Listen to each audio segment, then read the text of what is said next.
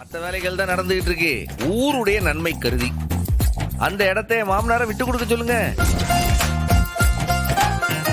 அதுல சந்தோஷமா ஒரு பெரிய ஆஸ்பத்திரியை கட்டிட்டு போதும். நீங்க ஆசைப்பட்ட மாதிரி ஊருக்குள்ளே இருக்கும்ல.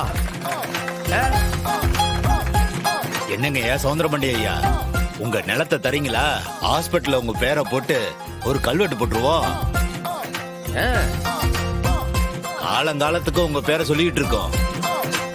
சம்பந்தி, இது வெறும் 6 ரன் இல்ல, 60 ரன். ஏங்க, ஒரே பந்துல பெரிய போடா போட்டானே. இப்ப என்ன செய்ய போறீங்க? இல்ல, அதெல்லாம் தர முடியாதியா.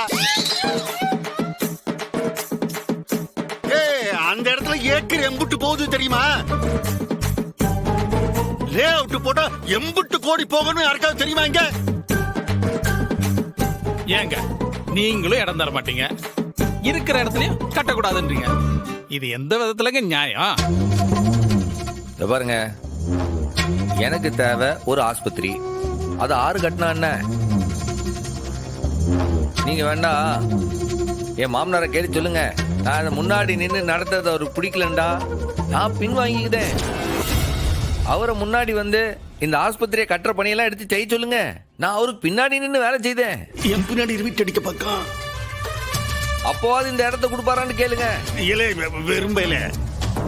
நான் அந்த இடத்த பேங்க்ல அடகு வச்சு லோன் எடுத்திருக்கேன், மோர்ட்கேஜ் பண்ணிருக்கேன். அதாவது அந்த லோன் எல்லாம் ரீபே பண்ணவரை யாருக்கு அந்த இடத்த கொடுக்க முடியாது.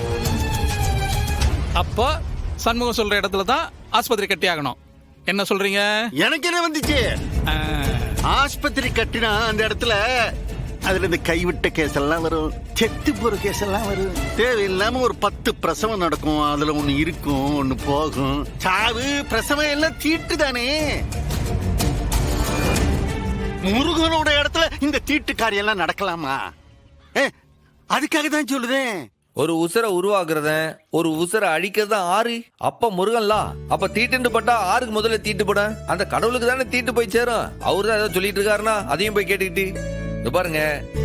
செந்தூர் மதுரையில இருக்கிற கோயிலுக்கு சொந்தமான நிலத்துல நான் ஆஸ்பத்திரி கட்டலாம்னு சொல்லுதேன். இதை எதிர்க்கிறவங்க யாரெல்லாம் இருக்கிறீங்களோ முதல்ல கை தூக்குங்க.